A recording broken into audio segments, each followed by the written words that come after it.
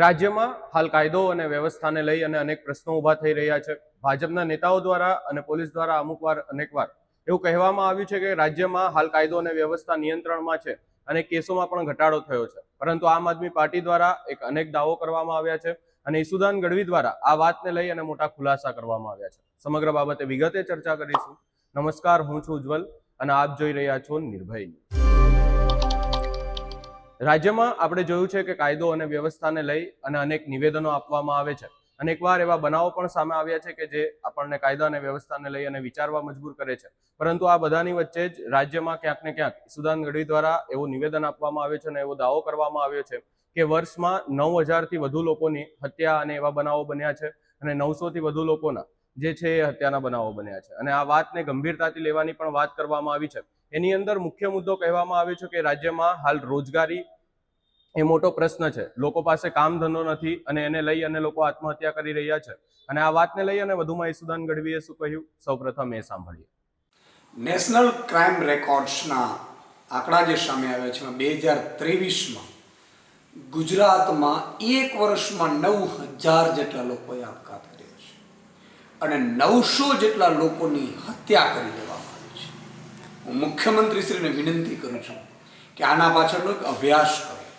આજે જ્યારે આ આંકડા ઉપર હું નજર ફેરવી રહ્યો હતો તો વિચાર કરો, ગરીબીના કારણે કેટલા લોકોએ જીવન ટૂંકાવ્યું છે, બેરોજગારીના કારણે જીવન ટૂંકાવ્યું છે, હાઉસવાઈફ જીવન ટૂંકાવી રહી છે, વેપારી નાના જીવન ટૂંકાવી રહ્યા છે, ખેડૂતો જીવન ટૂંકાવી રહ્યા છે, ઇવન વિદ્યાર્થીઓ જીવન ટૂંકાવી રહ્યા છે.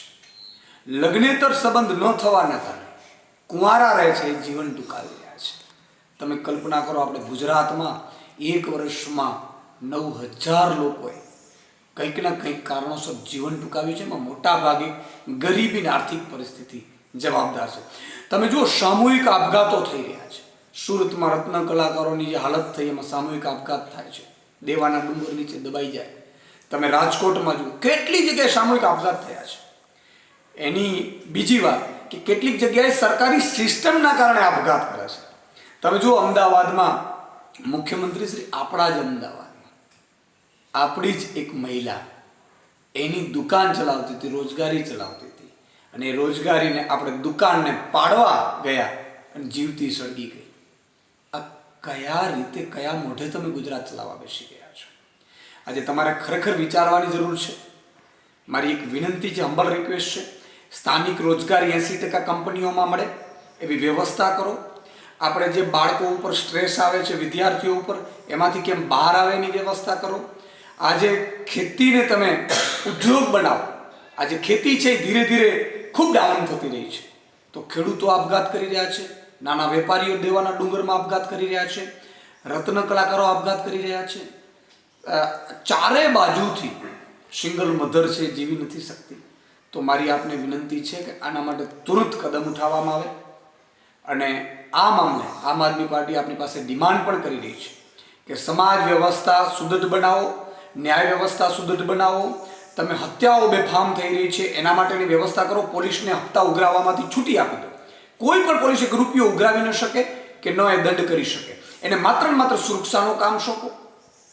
તમે જે પોલીસનો દુરુપયોગ કરો છો બીજા નેતાઓને ફસાવવા માટે, એમાં બંધ કરો. કારણ કે કાગડિયામાં જ બધો સમય વયો ગયો છે. એક તો પોલીસની ઘટ છે, તો આ વ્યવસ્થા કરો.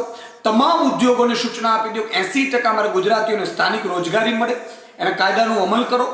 અને સાથે સાથે જે પણ ગરીબો, વંચિતો, શોષિતો છે એની યોજનાઓ એના સુધી પહોંચે, એ આપઘાત કરવાનો વિચાર પણ ન કરે, સુધા એવી વ્યવસ્થા કરો.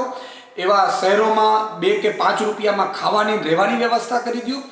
તો જ આ ગુજરાતમાં આપણે સુદૃઢ બનાવી શકીશું. બાકી તમે હેલિકોપ્ટરથી ફરશો, ઉદ્ઘાટનો કરશો, ચાર્ટર પ્લેનોથી, તમારા દીકરા દીકરીઓ સંપત્તિ કરોડોમાં આલોટશે અને બાકી ગુજરાતમાં આવકની અસમાનતા છે, ગરીબો પાસે કાંઈ જાતું જ નથી. એટલી આવકની અસમાનતા છે કે ગુજરાતના 10% જે અમીરો છે એની પાસે 90% સંપત્તિ પહોંચી ગઈ છે. તમારા આવ્યા પછી એ બેફામ વધારો થઈ રહ્યો છે, કારણ કે તમે બધો લાભ ઉદ્યોગપતિઓને આપો છો. તો મારી હમ્બલ રિક્વેસ્ટ છે કે ગુજરાતને સુદૃઢ બનાવો. ગુજરાતની આજે લોકો ગુજરાતમાં રહેવા નથી માંગી રહ્યા, વિદેશમાં ભાગી રહ્યા છે. બાળકો અહીંયા ભણવા નથી માંગી રહ્યા. આજે માતા બહેન દીકરીઓ અસુરક્ષિત મહેસૂસ કરે છે. એની બળાત્કારો, હત્યાઓ બેફામપણે થઈ રહી છે. મારી હમ્બલ રિક્વેસ્ટ છે, મુખ્યમંત્રીશ્રી આના ઉપર ગંભીરતાથી તમે પગલાં ભરો. અને યોગ્ય કાર્યવાહી કરે. હાલ આ વાતને સરકાર અને તંત્ર ગંભીરતાથી લે અને આને લઈ અને એવી વાત કરવામાં આવી છે, કારણ કે એવા બનાવો જોવા મળ્યા છે. સુરતમાં પણ આપણે જોયું છે કે હીરા ઉદ્યોગમાં જે છે હાલ મંદી ચાલી રહી છે, રોજગારીનો અભાવ છે, એના કારણે જે છે હીરા ઉદ્યોગમાં જે કામ કરતા લોકો છે એ આત્મહત્યા કરી રહ્યા છે. એના સિવાય પણ એવી માંગ કરવામાં આવી છે કે ગુજરાતમાં જે લોકો ત્યાંના સ્થાનિક લોકો હોય અને ત્યાં ઉદ્યોગ હોય એવા સ્થાનિક લોકોને જે છે 80% રોજગારી આપવામાં એવી માંગ કરવામાં આવી છે. સ્થાનિક લોકોને કામ આપવામાં આવે એવી માંગ કરવામાં આવી છે. અને આ વાતને લઈ અને હાલ જે છે એ તંત્રને જે છે આ વાત ધ્યાનમાં લે એવું પણ નિવેદન આપવામાં આવ્યું છે. સમગ્ર બાબતે આપનો શું અભિપ્રાય છે એ અમને કમેન્ટ કરી જરૂર જણાવશો. અમારી ચેનલ નિર્ભય ન્યૂઝને લાઇક, શેર, સબસ્ક્રાઇબ કરવાનું ભૂલશો નહીં.